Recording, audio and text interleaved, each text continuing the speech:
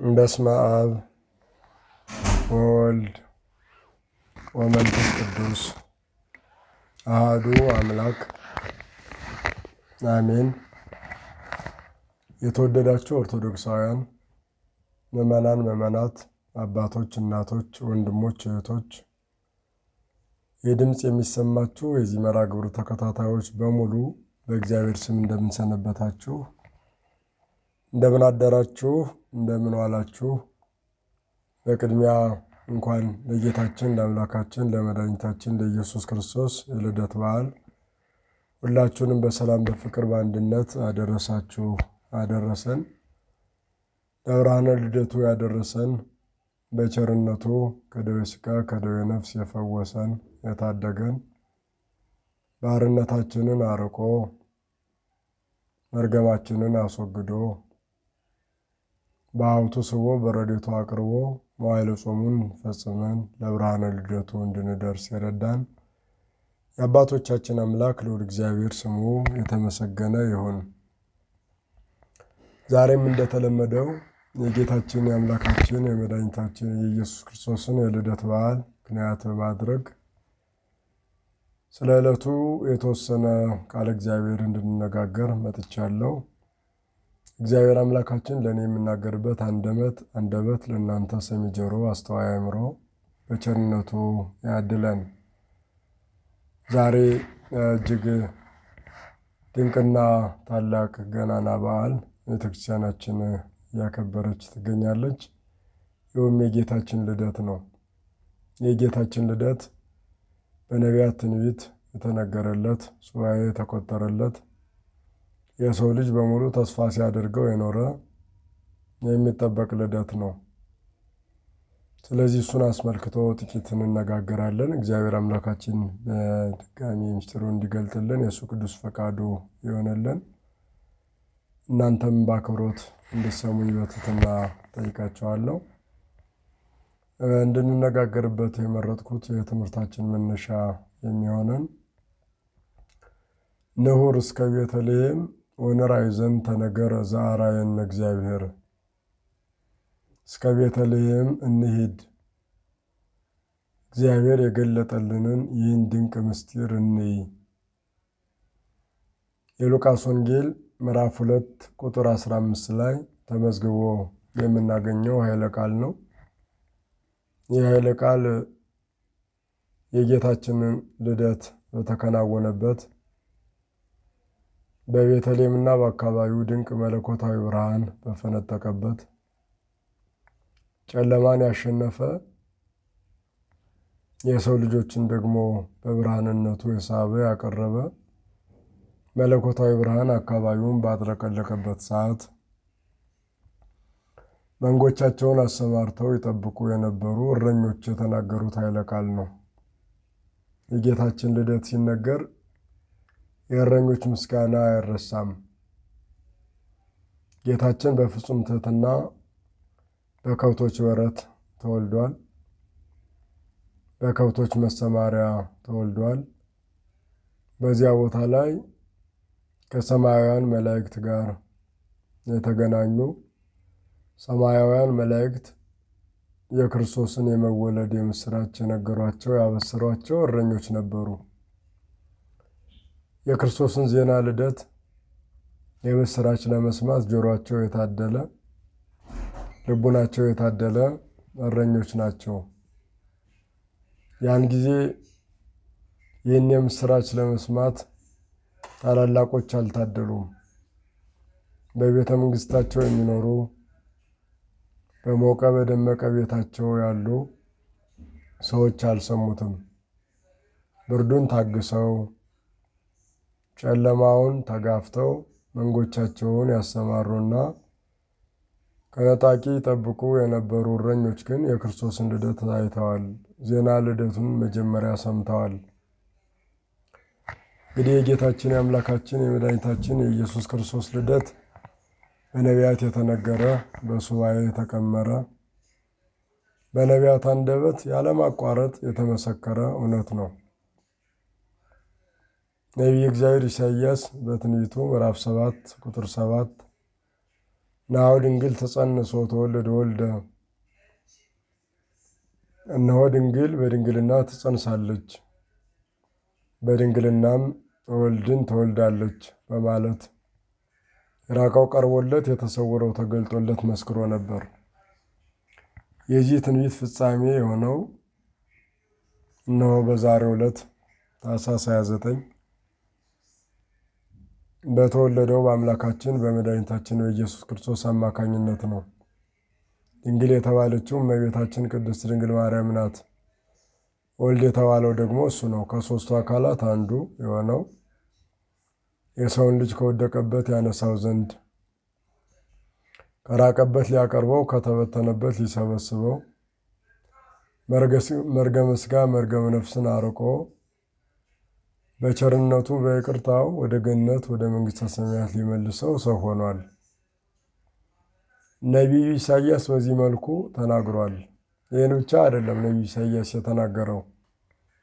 በትንቢቱ ምዕራፍ 6 ቁጥር 9 ላይ ሕፃን ተወልደ ለነ ወልድ ተወልደ ለነ ወቅድመት ዲበ መትከፍቱ ወይሰመይ ስሙ አብየ ምክር አበ ዓለም ወመላከ ሰላም ወአልቦ ማይልክት ለሰላሙ ብሎ ነበር። ይህም ማለት ሕፃን ተወለደልን፣ ብላቴና ሆኖ ለሕማም ለሞት ተሰጠልን።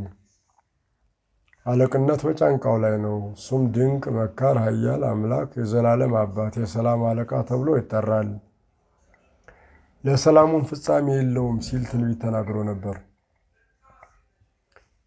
የዚህን የትንቢት ፈለግ የተከተሉ የሰው ልጆች ሁሉ የሕፃኑን የክርስቶስን መወለድ ሲጠባበቁ ተስፋ ሲያደርጉ ኖረዋል። በሕይወተ ሥጋ ያሉ እንዲሁም በአካለ ሥጋ በመቃብር በአካለ ነፍስ በሲኦል የነበሩ የሰው ልጆች ሁሉ 5500 ዘመን ሲጠብቁት ነበር። ይህ የተጠበቀ የክርስቶስ ልደት ነው ዛሬ ቤተክርስቲያናችን እያከበረችው ያለችው። ቤተክርስቲያን በሮቿን ከፍታ ምስጋናዋን አዘጋጅታ እነሆ የክርስቶስን ልደት በስርዓት ሰርታ አዘጋጅታ ታከብረዋለች። ይህንን የክርስቶስን የጌታችንን ልደት አራቱም ወንጌላውያን በልዩ ልዩ አገላለጽ በልዩ ልዩ ልሳን ገልጸውታል፣ ተርጉመውታል፣ አብራርተውታል፣ አስተምረውታል፣ በደንብ ጽፈውታልም። ወንጌላዊው ማቴዎስ፣ ወንጌላዊው ቅዱስ ማርቆስ፣ ወንጌላዊው ቅዱስ ሉቃስና ወንጌላዊው ቅዱስ ዮሐንስ ዘመን ሳያገናኛቸው በመንፈስ ቅዱስ ተገናኝተው በጸጋ እግዚአብሔር ተሞልተው እንዳንድ ልብ መካሪ እንዳንድ ቃል ተናጋሪ ሆነው ስለ ክርስቶስ ልደት መስክረዋል። ወንጌላዊ ማቴዎስ በምዕራፍ 1 ቁጥር 18 ወለእግዚእነ ኢየሱስ ክርስቶስ ከመዝ ውእቱ ልደቱ፣ የጌታችን የኢየሱስ ክርስቶስ ልደቱ እንደዚህ ነው ይላል። ወሶበ ተፈረት እሙ ማርያም ለዮሴፍ ዘእንበለ ይትራከቡ ተረክበ ጽንስተ እመንፈስ ቅዱስ፣ እናቱም እመቤታችን ለዮሴፍ በታጨች ጊዜ ሳይገናኙ በግብረ መንፈስ ቅዱስ ጸንሳ ተገኘች ይላል። የተወለደው የተጸነሰው አምላክ ያለ ዘራ ብሲ በሕቱም ድንግልና ተጸነሰ፣ በሕቱም ድንግልና ተወለደ። ሲጸነስ ሲወለድ ማኅተመ ድንግልናዋን አልለወጠውም። በሕቱም ድንግልና ጸነሰችው፣ በሕቱም ድንግልናም ወለደችው። ይህ በጣም እጅግ ድንቅ ልደት ነው። በሕገ ተፈጥሮ የጸነሰች የወለደች እናት ድንግል አትሆንም፣ ልትሆን አትችልም። ድንግል ከሆነች ደግሞ እናት መሆን አይቻላትም። እመቤታችን ግን ሁለቱን መስተጻረራን እናትነት ከድንግልና ድንግልና ከእናትነት አስተባብራ ይዛ የተገኘች ናት። እናት ናት፣ ድንግል ናት፣ ድንግል ናት፣ እናት ናት። ስለዚህ ድንግል ወእም ትባላለች። ወንጌላዊም ይህን መሰከረ። ዘእንበለ ይትራከቡ ተረክበ ጽንስተ እመንፈስ ቅዱስ፣ እሱ እሷን ሴት እንደሆነች ሳያውቃት እሷም የእሱን ወንድነት ሳታውቅ በሕቱም ድንግልና ጸንሳ በሕቱም ድንግልና ወለደችው። ልደቱ እንደዚህ ነው ማለት በግብረ መንፈስ ቅዱስ ነው። የሰው ልጅ ሊመረምረው፣ ሊናገረው፣ ሊረዳው በማይችል ግብረ መንፈስ ቅዱስ ሁሉን በሚያደርግ በግብረ መንፈስ ቅዱስ አምላካችን ተጸንሶ ተወልዷል። ይህንን ነው በማቴዎስ ወንጌል ምዕራፍ 2 ቁጥር 1 ላይ ስንመለከትም ይህንኑ እንረዳለን። ወተወሊዶ እግዚእ ኢየሱስ በቤተልሔም ዘይሁዳ በመዋዕለ ሄሮድስ ንጉሥ ናሁ በጽሑ መሰግላን እምብሔረ ጽባህ ዘይብሉ አይቴ ሃሎ ዘተወልደ ንጉሠ አይሁድ። በሄሮድስ ዘመን ክርስቶስ በተወለደ ጊዜ ሰብአ ሰገል የተወለደው የአይሁድ ንጉሥ ወዴት ነው እያሉ እየፈለጉት መጡ ነው የሚለን። ልደቱ ከሩቅ ጠርቷቸዋል፣ በፍቅሩ ስቧቸዋል፣ በመዓዛ ልደቱ አቅርቧቸዋልና የተወለደው የአይሁድ ንጉሥ ወዴት ነው በሚል የፍለጋ ቃል ወደ እሱ መጡ ነው የሚለን። ወሰሚዖ ሄሮድስ ደንገጸ ወታወከ ወኩላ ኢየሩሳሌም ምስሌሁ። ሄሮድስም ይህን ሰምቶ ደነገጠ፣ ኢየሩሳሌም ከእሱ ጋር ደነገጠ ይችላል። ይሄ ለሄሮድስ በጣም እጅግ አስደንጋጭ ዜና ነው። ለዲያብሎስ ደግሞ በጣም እጅግ የሚያስደነግጥ ነው። ይህን ልደት ሲጠብቁ ለኖሩ ለሰው ልጆች ግን እጅግ ፍጹም ደስታን የሚሰጥ የሰው ልጆችን በክብር የሚገልጥ የሰው ልጆችን ክብር የሚያረጋግጥ ለጆሮ የሚጥም ለሰውነት የሚመጥን የምስራች ነበር። እነሆ ሰብአ ሰገል ይህንን ሲሉ ሄሮድስም ይህን ሲሰማ ለሰብአ ሰገል ደስታ፣ ለሄሮድስ ግን ፍርሃት ነበር። የክርስቶስ መወለድ የተወለደው የአይሁድ ንጉሥ ነው ያሉት። በዘመኑ የነበረው የአይሁድ ንጉሥ ደግሞ እሱ ነው። ሀብተ ትንቢት ሀብተ መንግሥት ከተሰጠው ከነገደ ይሁዳ ባይወለድም ሄሮድስ በተንኮል በሴራ በክፋት በይሁዳ መንግሥት ላይ ነግሶ ነበር። ነገር ግን ይጠፍ ምስፍና ወመልክና አማባሉ ለይሁዳ እስከ አመ ይትረከብ ዘር ዘጽንሑ ሎቱ። ተስፋ የሚደረገው እስከሚወለድ ድረስ ከይሁዳ በትረ መንግሥት አይጠፋም ተብሎ የተነገረው ትንቢት ይፈጸም ዘንድ በላዩ ላይ ንጉሥ ክርስቶስ ተወልዶበታል። ይህንን የምስራች ይዘው ነው ሰብአ ሰገል እየፈለጉት የመጡት። ወርቅና ዕጣን ቋጥረው ግመሎቻቸውን ጭነው ክርስቶስን ፍለጋ ብዙ መንገድ አቋርጠዋል። ወዴት ነው የተወለደው እያሉ በፍለጋ ቃል የተወለደው አምላክ አላሉም። የተወለደው ንጉሥ ነው ያሉት። መካከለኛ ስም ነው የተጠቀሙት። የተወለደው ሕፃን አላሉም። የተወለደው አምላክም አላሉም። የተወለደው የአይሁድ ንጉሥ ነው ያሉት። መካከለኛ ስም። ሄሮድስ ተንኮለኛ ስለነበረ ስለ ንጉሥ እየጠየቁት፣ እሱ ግን ስለ ሕፃን መልስ ይሰጣል። ሁሩ ተሳሃሉ ጥዩቀ በእንተ ውእቱ ሕፃን ወእምከመ ረከብክምዎ ግብኡ ኀቤየ ወዜኑኒ ከመ እምጽእ አነሂ ወእስክር ሎቱ። ስለ ሕፃኑ ሂዱና በጥንቃቄ መርምሩ፣ ያገኛችሁት እንደሆነም በእኔ በኩል ተመለሱ ይላቸው ነበር። ሰብአ ሰገል ግን ይመራቸው በነበረው ኮከብ ተመርተው ወደ ቤተልሔም ተጓዙ። ክርስቶስ ወደ ተወለደበት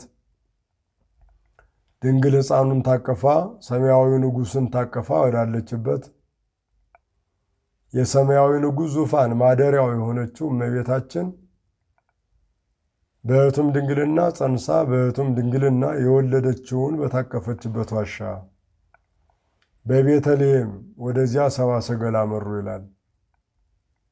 እነሆ ይመራቸው የነበረው ኮከብ ጠቁሞ እንደማሳየት ሕፃኑ ወደ ተወለደበት ዋሻ እዚህን የተወለደ እያለ ጠቆማቸው ነው የሚለን። ስለዚህ በዚህ ጊዜ ሰብአ ሰገል ደስ አላቸው፣ ተደሰቱ። ወደ ዋሻውም ገቡ። ወረከብዎ ለሕፃን ምስለ ማርያም እሙ ወድቆ ሰገዱ ሎቱ። ሕፃኑን ከእናቱ ጋር አገኙት፣ ወድቀውም ሰገዱለት። ዋራው መዛግብቲሆሙ ሳጥኖቻቸውን ከፈቱ። ወሀበው ሎቱ አምሃ እጅ መንሻ አቀረቡለት። ወርቀ ከርቤ ወስሂነ ወርቅ፣ ዕጣን፣ ከርቤ እጅ መንሻውን ሰጡት ነው የሚለን።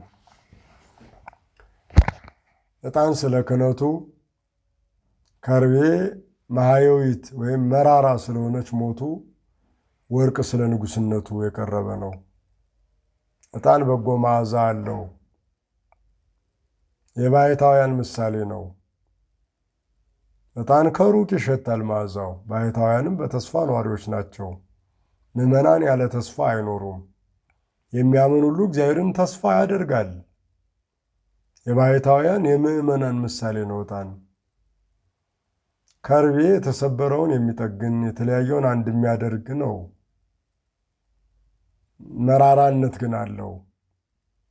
ክርስቶስም የተለያዩ የሰው ልጆችን አንድ ለማድረግ መራራ ሞትን እንደሚቀበል፣ መራራ ሞትን ቀምሶ መራራውን ሞት ታግሶ ሁላችንን ወደ ሕይወት እንደሚመልሰን፣ ከርኩሰት እንደሚቀድሰን እያመለከቱ ነበር። ወርቅ ጽሩይ ነው፣ ንጹሕ ነው። እነሆ አንተም ጽሩየ ባሕሪ ነህ፣ በባሕሪ ቅዱስ ነህ። ወርቅ አይዝግም፣ ዝገት የለበትም። በእሱም ዝገት ኃጢአት የሌለበት ንጹሕ ባሕሪ መሆኑን እየመሰከሩ ነው። ከዚያ ሲያልፍ ወርቅ የሰማዕታት ምሳሌ ነው። ከመ ወርቅ በእሳት ፈተኖሙ ለሰማዕት፣ ወርቅ በእሳት ተፈትኖ እንደሚያልፍ ሁሉ ሰማዕታትም በነደደ እሳት ያልፋሉ ስለ ክርስቶስ ስም ብለው። ስለዚህ ወርቅ፣ ዕጣን፣ ከርቤ ገበሩለት፣ ሰገዱለትም። ከዚህ በኋላ መልአክ በሌላ መንገድ በሌላ ጎዳና ወደ ሀገራቸው እንዲመለሱ ነገራቸው ነው የሚለን። ሰብአ ሰገልን ከሩቅ እረኞችን ከቅርብ መንጋ ከሚጠብቁበት እንስሶቻቸውን አሰማርተው ከሚጠብቁበት ቦታ ላይ የክርስቶስ የልደቱ የበረከት ተካፋይ እንዲሆኑ እግዚአብሔር ጠርቷቸዋል። ከሩቅ ያሉትን በሀብቱ ስቦ ከቅርብ ያሉትን በረድኤቱ አቅርቦ የልደቱ ምስክሮች እንዲሆኑ አድርጓቸዋል። በሉቃስ ወንጌል ምዕራፍ 2 ከቁጥር 1 ጀምሮም የተመዘገበው ይሄ ነው። አውግስጦስ ቄሳር በነገሰበት ዘመን ሕዝቡ ሁሉ ይቆጠር ዘንድ ትእዛዝ ወጣ። ውእቱ ጻሕፍ ቀዳሚ አመ ቄሬኔዎስ መስፍን ለሶርያ። ይህ የሕዝብ ቆጠራም ቄሬኔዎስ ለሶርያ ገዢ በነበረበት ዘመን የሆነ ነው። ይህም የመጀመሪያ የሕዝብ ቁጥር ነው ይላል። በአውግስጦስ ቄሳር ዘመን ወሖረ ኩሉ ሰብ ይጻሐፍ በበሀገሩ፣ ሁሉም በየነገዱ በየወገኑ ይቆጠር ዘንድ ወጣ። ወዐርገ ዮሴፍኒ እምገሊላ በሀገረ ናዝሬት መንገለ ይሁዳ አበ ሀገረ ዳዊት እንተ ስማ ቤተልሔም። ዮሴፍም ከእመቤታችን ጋር ይቆጠር ዘንድ ከናዝሬት ከገሊላ ወደ ይሁዳ ከተማ ወደ ቤተልሔም አመራ ነው የሚለን። ወደዚያ ሄደ ይላል ቅዱስ ወንጌል። ወደዚያ ሄደ። አዎ እስመ ማዝማደ ቤቱ ውእቱ፣ ከዳዊት ወገን ስለሆነ እመቤታችንም ከዳዊት ወገን ስለነበረች ከእሷ ጋር ይቆጠር ዘንድ ወጣ ይለዋል። ወእምዝን ዘሃለው ህየ በጽሐ ለተወሊዶታ፣ በዚያም ሳሉ የመውለጃዋ ወራት ደረሰ። ወወለደት ወልደ ዘበኩራ፣ የበኩር ልጇን ወለደችው ይላል። የበኩር ልጇን ሲል ተከታይ ያለው ማለት አይደለም። ተቀዳሚ ተከታይ የሌለው ብቸኛ የዓለም ሕይወት፣ የዓለም መድኃኒት፣ የዓለም ሰላም፣ የዓለም ፍቅር አንድነት፣ ይህን ሁሉ ጸጋ የሚሰጥ የሚያድል ከፊት ቀዳሚ ከኋላ ተከታይ የሌለው ብቸኛ ማለት ነው። መጻሕፍት በኩር እያሉ ይጠሩታል። ስለዚህ እሱን ወለደችው ነው የሚለን። በቤተልሔም በከብቶች በረት በግርግም ሰማያዊ ንጉሥ ተወለደ። በክርስቶስ ልደት ሰይጣን ተሰደደ። ተሰደ ሰይጣን ወተቀደሰት ዓለም ይላል ቅዱስ ያሬድ። ሰይጣን ተሰደደ፣ ዓለም ተቀደሰች ይላል። 5500 ዘመን የሰውን ልጅ ረግጦ በመከራ ውስጥ በባርነት ውስጥ እንዲያልፍ ያደረገው ሰይጣን ተሰደደ። ለምን? ክርስቶስ ስለተወለደ ነው። የበኩር ልጇን ወለደችው ነው የሚለን። በዚያን ጊዜ ወናሁ ቆመ መልአከ እግዚአብሔር ኀቤሆሙ ነው የሚለው። እረኞች መንጎቻቸውን አሰማርተው ሲጠብቁ በዚያ ቦታ ላይ በትጋት መንጎቻቸውን ሲያሰማሩ የእግዚአብሔር መልአክ በፊታቸው ቆመ። ወስብሐተ እግዚአብሔር ሰረቀ ላዕሌሆሙ፣ የእግዚአብሔር ብርሃንም በላያቸው ላይ ተገለጠ ይላል። ያ ክርስቶስ ሲወለድ ጨለማውን የገፈፈ ያሸነፈ መለኮታዊ ብርሃን ቤተልሔምንና አካባቢውን አጥለቅልቆታል። ስለዚህ የእግዚአብሔር ጌትነት በእነሱ ላይ ተገለጠ ነው የሚለን ቅዱስ ወንጌል። በእነሱ ላይ በተገለጠበት ሰዓት መልአኩ ወናሁ እዜንወክሙ ዐቢየ ዜና ፍስሐ ዘይከውን ለክሙ ለኩሉ ዓለም፣ ለእናንተና ለዓለም ሁሉ የሚሆን ታላቅ የምሥራች እነግራችኋለሁ። ታላቅ የምሥራች እነግራችኋለሁ። እስመ ናሁ ተወልደ ለክሙ መድኅን እግዚእ ቡሩክ በሀገረ ዳዊት፣ ዛሬ በዳዊት ሀገር በዳዊት ከተማ መድኃኒት ክርስቶስ ተወልዶላችኋልና ይላቸዋል። ይህን የምሥራች የነገረ ያበሰረ ብስራታዊ መልአክ። ይህን ብስራት ይህን የምሥራች የሰሙት እረኞች ናቸው። ልባቸው ከቂም ከበቀል ከተንኮል የተለየ እረኞች፣ መንጎቻቸውን ለመጠበቅ ከአራዊት ጋር የሚጋፈጡ እረኞች ይህን ምስራች ሰሙ። ይህን የምሥራች የነገራቸው መልአክ ከነሱ ገለል ካለ ከነሱ ከተሰወረ በኋላ እረኞች እርስ በርስ እንዲህ ብለው መነጋገር ጀመሩ ነው የሚለን። እንዲህ ብለው መነጋገር ጀመሩ። ኖኅ እስከ ቤተልሔም ወለራይ ዘንድ ተነገረ ዘአርአየነ እግዚአብሔር፣ እስከ ቤተልሔም እንሂድ እግዚአብሔር የገለጠልንን ይህን ድንቅ ምስጢር እንይ ተባባሉ ነው የሚለን። መድኃኒት ክርስቶስ መወለዱን እንይ እንመልከት፣ ይህን ድንቅ ምስጢር የእሱን መወለድ እንይ እንመርምር እንመልከት አሉ ይላል። እረኞች ናቸው። ስለዚህ ተነስተው ወደ ቤተልሔም አመሩ። ወደ ቤተልሔም በሄዱበትም ሰዓት እነሆ ሕፃን አውራ ጣቱን ታስሮ በግርግም ተኝቶ አገኙት ይላል። እረኞቹም በዚህ ሕፃን ምክንያት ተደነቁ ነው የሚለን ቅዱስ ወንጌል። ስለዚህ የጌታችን ልደቱ ሰማያውያን መላእክት ምድራውያን እረኞችን ያገናኘ፣ አንደበታቸውን በምስጋና ያቀራረበ፣ ሰውና መላእክትና እረኞች እረኞችና መላእክት ስብሐት ለእግዚአብሔር በሰማያት ወሰላም በምድር ስምረቱ ለሰብእ፣ ለእግዚአብሔር በሰማይ ምስጋና በምድርም ለሰው ልጆች በጎ ፈቃድ፣ እርቅ ተጀመረ ሰላም ተመሰረተ እያሉ አንድ ላይ ዘምረዋል። በክርስቶስ ልደት የጠብ ግድግዳ መለያየት ተወግዷል። አንድነት ጸንቷል። ምድራውያን ሰዎች ብቻ አይደሉም፣ ሰማያውያን መላእክት ከምድራውያን እረኞች ጋር አንድ ላይ አመስግነዋል። ይህንን ቅዱስ ያሬድ እንዲህ ገልጠዋል። ዮም አሐደ መርዔተ ኮኑ መላእክት ወሰብእ ከመ ይሰብሕዎ ለክርስቶስ በቃለ አሚን። መላእክትና እረኞች አንድ መንጋ ሆኑ፣ ንጉሥ ክርስቶስን በሃይማኖት ቃል በአንድነት ያመሰግኑት ዘንድ በማለት ይገልጣል። ሰውና መላእክት አንድ ላይ ያመሰገኑበት፣ ሰውና እግዚአብሔር የተገናኙበት፣ እርቅ የተፈጸመበት፣ ሰላም የተሰጠበት፣ በጠቅላላው የሰው ልጅ ጸጋው የተመለሰበት፣ ከባርነት ነፃ የወጣበት፣ አንገቱን ቀና አድርጎ መሄድ ከባርነት ነፃ መሆኑ የታወጀበት የጌታችን ልደት ነው እና ይህ በኩረ በዓላት ይባላል። የበዓላት ሁሉ በኩር ነው የሚባለው። ጦር ሰብቀው ዘገር ነቅንቀው ለጦርነት የሚመጡ የምስራቅ ሰዎች ወርቅ፣ ዕጣን፣ ከርቤ ይዘው እጅ መንሻ ይዘው ወርቅ፣ ዕጣን፣ ከርቤ ቋጥረው በሰላም መጥተዋል። ይህም የክርስቶስ ልደት ለዓለም ሰላም መሆኑን ያሳያል። ክርስቶስ የተወለደው ለጦርነት አይደለም፣ ለፍቅር ነው። ለጥላቻ አይደለም፣ ለሰላም ነው። ለመለያየት አይደለም፣ ለአንድነት ነው። ሰውና ሰውን ብቻ አይደለም፣ ሰውና መላእክትን አንድ ያደርግ ዘንድን የተወለደው። በዚህ ጥልቅ ፍቅሩን ፍጹም ጌትነቱን ገልጧል። በልደቱ ትሕትናውም ልዕልናውም ታይቷል።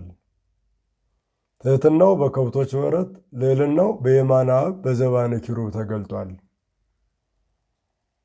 አዎ በቤተልሔም በእናቱ እቅፍ ላይ አዩት መላእክት። ወደ ሰማይ ሲመለሱ ደግሞ በአባቱ ቀኝ ተቀምጦ ተመለከቱት ይላል። ይሄ ድንቅ ነው። ወበህየ ረከብዎ ምስለ አቡሁ በሰማያት፣ በዚያም በአባቱ ቀኝ በሰማይ አገኙት፣ አዩት ነው የሚለን። ሰው በመሆኑ እነሆ ታየ በከብቶች በረት፣ በፍጹም ትሕትና ተገለጠ። እረኞች አዩት፣ መላእክት ሰብአ ሰገል ሰገዱለት። ወርቅ፣ ዕጣን፣ ከርቤ እጅ መንሻውን ተቀበለ። በሰማይ በአብ ቀኝ በዘባነ ኪሩብ ተቀምጦ ኪሩቤል መላእክት ለምስጋና የመጡት ሁሉ ተመለከቱት፣ ተደነቁ። ይህንን ነው ሊቃውንት ሕፃን ዘበታይቱ ወልድ ዘበላይሉ፣ በምድራዊ ልደቱ ሕፃን በቀዳማዊ ልደቱ ወልድ እየተባለ ይጠራል ነው የሚሉት ቅዱሳት መጻሕፍት። ስለዚህ የኦርቶዶክሳውያን የዛሬው ቀን በጣም እጅግ ልዩ ነው። ለኦርቶዶክሳውያን የተለየ የከበረ በጣም እጅግ ልዩ ነው።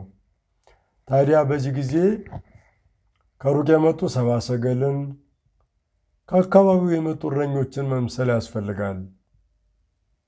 ሰብአ ሰገል ከሩቅ እረኞች ከቅርብ፣ የሁለቱም እግር የገሰገሰው ወደ ቤተልሔም ነው።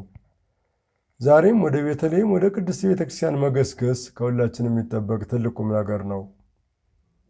አማናዊት ቤተልሔም የክርስቶስ ሥጋው ደሙ የሚፈተትባት፣ ሰውና እግዚአብሔር ሰውና መላእክት የሚገናኙባት፣ እነሆ ልደተ ክርስቶስ በምልአት የሚመሰከርባት ኦርቶዶክሳዊት ቤተክርስቲያን ናት።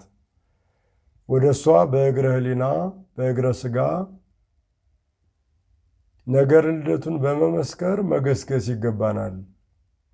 እግዚአብሔር የገለጠውን ምስጢር ለማየት ዓለም የዳነበትን ጥበብ፣ ዓለም የዳነበትን ምስጢር ለመረዳት፣ ዓለም ከተፈጠረበት ይልቅ የረቀቀውን የጠለቀውን ጥበብ ለመገንዘብ ወደ ቤተልሔም መገስገስ ያስፈልጋል።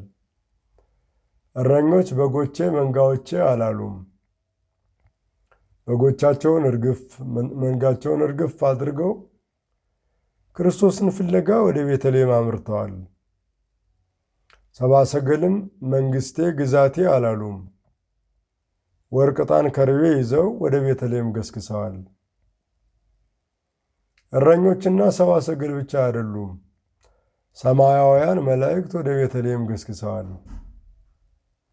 በጠቅላላው በክርስቶስ ልደት የራቁት ቀርበው የተበተኑት ተሰብስበው፣ ልዑላኑ ከትሑታኑ፣ ትሑታኑ እረኞች ከልዑላኑ መላእክት ጋር፣ ምድራውያኑ ከሰማያውያን ጋር፣ ሰማያውያኑ ከምድራውያኑ ጋር አንድ የሆኑበት፣ አንደበታቸው በምስጋና የተሞላበት፣ ልቡናቸው ነገር እግዚአብሔርን ለመመርመር፣ ዓይናቸውም ሰማይና ምድር የማይወስኑትን አምላክ ለማየት የታደለበት ነው። ስለዚህ ሁላችንም ይህን ለማየት ዓይነ ልቡናችንን ማንሳት፣ ዓይነ ሥጋችንን ማቅናት፣ በእግረ ሥጋ በእግረ ልቡና ወደ ቤተልሔም መገስገስ ይኖርብናል። እረኞችን መምሰል ይሄ ነው። እነሆ ንሑር እስከ ቤተልሔም ወንራይ ዘንተ ነገረ ዘአርአየነ እግዚአብሔር። ወደ ቤተልሔም እንሂድ፣ እግዚአብሔር የገለጠልንን ይህን ድንቅ ምስጢር እንይ ተባባሉ ይላል እረኞች። እግዚአብሔር የገለጠው ድንቅ ምስጢር ምስጢረ ሥጋዌ ነው። የአምላክ ሰው ሆኖ መገለጥ ድንቅ ነው። እንዴት አይደንቅ! እንዴት አይረቅ! እንዴት ለአእምሮ አይጠልቅ! ይህን ድንቅ ምስጢር እንያሉ። ዳህራዊ ልደቱ ድንቅ ነው። ድንቅ ነው። በመላእክት ዘንድ ድንቅ ነው። በደቂቀ አዳም ዘንድ ድንቅ ነው። ለሚያምኑም ለማያምኑም ድንቅ ነው። የማይመረመር ድንቅ ጥልቅ ልደት አስቡት። ሰማያዊው ምድራዊ ሆነ፣ ምድራዊው ሥጋ ሰማያዊ ሆነ ነው የሚለን። የቅዱስ ያሬድም ይህን በደንብ ያመሰጥረዋል። ዮም ሰማያዊ በጎል ሰከበ በአጽርቅ ተጠብለለ ቤዛ ኩሉ ዓለም ዮም ተወልደ እያለ ይዘምራል።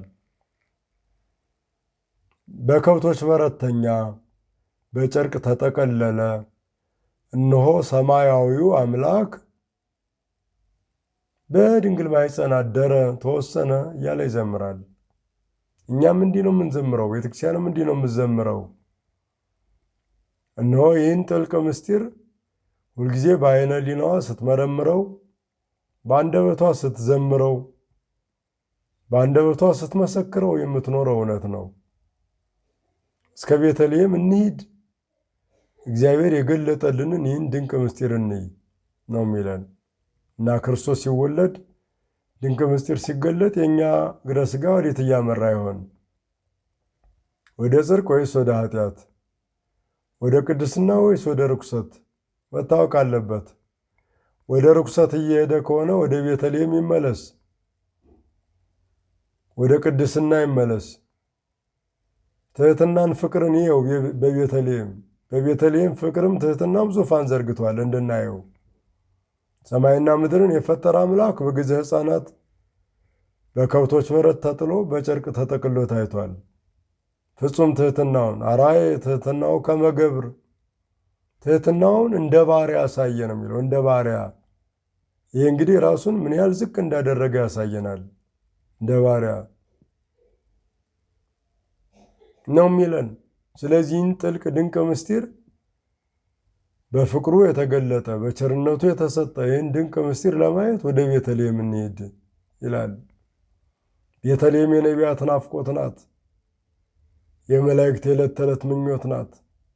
የብርሃን ድንኳናቸውን ተክለው ሰማያዊ ምስጋናቸውን ስብሐት ለእግዚአብሔር በሰማያት ብለው ሊያመሰግኑባት የሚናፍቋት።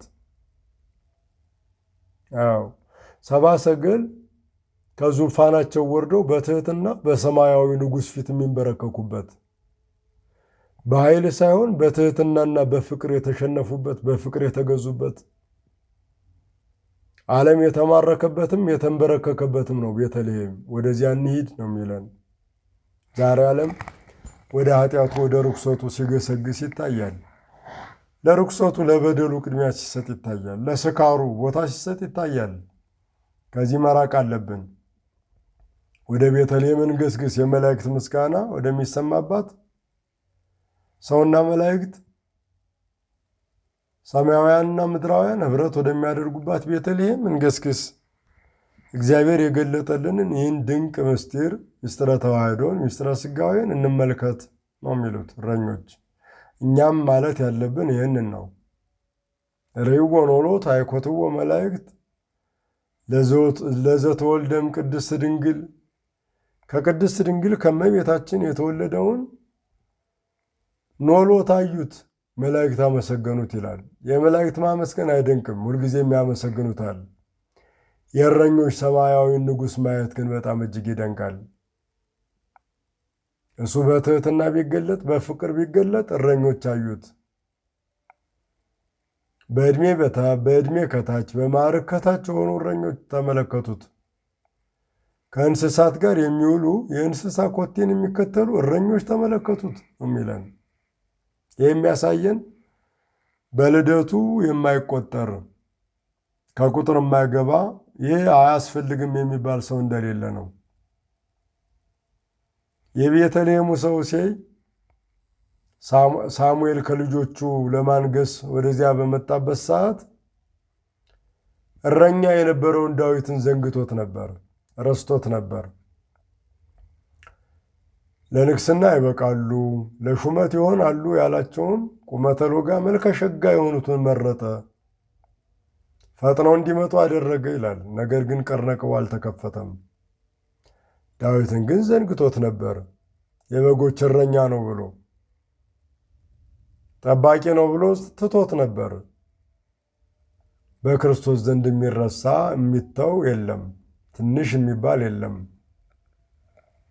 ስለዚህ ታናናሾቹ እረኞች፣ መንጋ የሚያሰማሩ እረኞች ክርስቶስን ሊያመሰግኑ የልደቱ ምስጢር ተካፋይ ሊሆኑ የልደቱ ምስክር የምስራች ጆሮአቸው ሊሰማ ሊያደምጥ አንደበታቸው ሊመሰክርና ሊናገር ተጠርተዋል። መለኮታዊ ጥሪ ይደርሷቸዋል። በብስራታዊ መልአክ አማካኝነት የክርስቶስን ልደት ሰምተውታል። ዓለም እኮ ይህን መስማት ቸግሮታል፣ መረዳት ቸግሮታል፣ መገንዘብ ቸግሮታል። ጆሮውን ደፍኗል። የልደቱን የምስራች ሰምቶ በዚህ የምስራች መመላለስ በጣም እጅግ እየራቀው ነው። ስለዚህ እረኞችን መምሰል፣ መላእክትን በምስጋና መከተል፣ ስብሐት ለእግዚአብሔር በሰማያት ብለን ፈጣሪያችንን ማመስገንና የተገለጠውን ድንቅ የሥጋዊ ምስጢር መረዳት ይጠበቅብናል። አዎ የክርስቶስ ፍቅር የተገለጠበት ነዋ። ማዳኑ የተገለጠበት፣ ቤዛነቱ የተገለጠበት የተፈጸመበት እኮ ነው ልደቱ። ስለዚህ እንደ ሰብአ ሰገል ከሩቅ ወደ ቤተልሔም ወደ ቅድስት ቤተክርስቲያን መገስገስ፣ እንደ እረኞችም እንዲሁ መገስገስ ያስፈልጋል። ታዲያ እረኞችም ሆነ ሰብአ ሰገል ክርስቶስ ወደ ተወለደበት ዋሻ በቀረቡበት ሰዓት ባዷቸውን አልነበሩም። እረኞች ምስጋና አንደበታቸው ተሞልቷል። ሰብአ ሰገል ወርቅ፣ ዕጣን፣ ከርቤ ሳጥናቸው ተሞልቷል። እኛ ምን ይዘን ይሆን የምናከብረው? የተዘጋ የልቡናችን ሳጥን የተቆለፈ፣ በበቀል በጥላቻ የተቆለፈ የልቡናችን ሳጥን መከፈት አለበት እና ውስጡ ላይ የፍቅር ወርቅ፣ የፍቅር ዕጣን፣ የፍቅር ከርቤ ቋጥሮ ይሆን? የክርስቶስን ቤዛነት የሚገልጥ ስጦታ ሰንቆ ይሆን? ሊሆን ይገባዋል።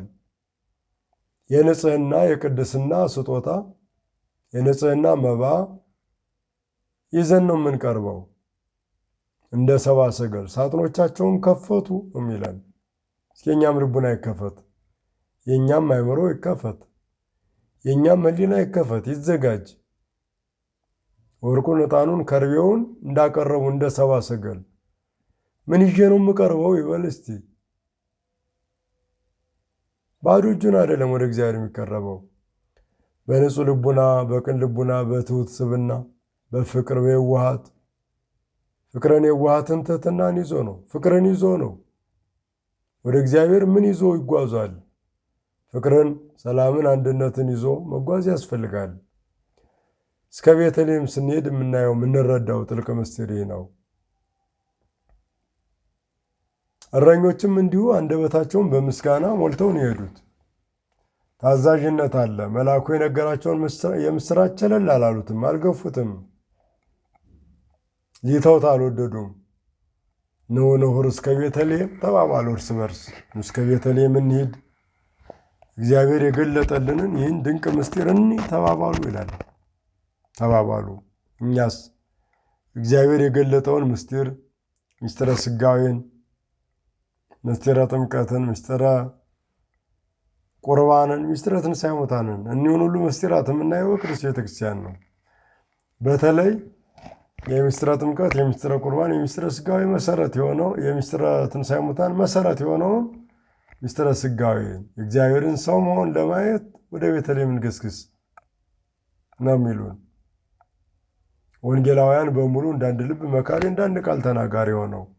ስለዚህ እኛ ወደ መካነ ልደቱ ቤተልሔም መገስገስ፣ ከርኩሰት መቀደስ፣ ከርኩሰት መለየት ያስፈልጋል። በዚህ ጊዜ እነሆ አሁን ልደቱ መጣ።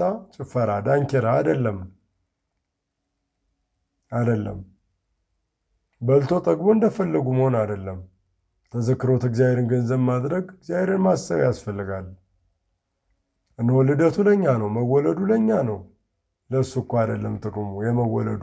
ስለዚህ በልደቱ መጠቀም፣ የልደቱን የምስራች መስማት፣ ማድመጥ፣ ለንስሐ መዘጋጀት፣ ሥጋውን መብላት፣ ደሙን መጠጣት፣ ለልደቱ በምስጋና እንደተሞሉ እረኞች በቅድስና መሞላት ይጠይቃል። ልደቱ እንዲያው ዝም ብሎ በየዓመቱ ዘመን እየቆጠሩ ልደት ማለት ብቻ አይደለም። የሚበላው የሚጠጣውን ብቻ ማሰብ አይደለም። የንስሐ የፍስሐ እንዲሆንልን እግዚአብሔርን መማፀን፣ ወደ እሱ መቅረብ ያስፈልጋል።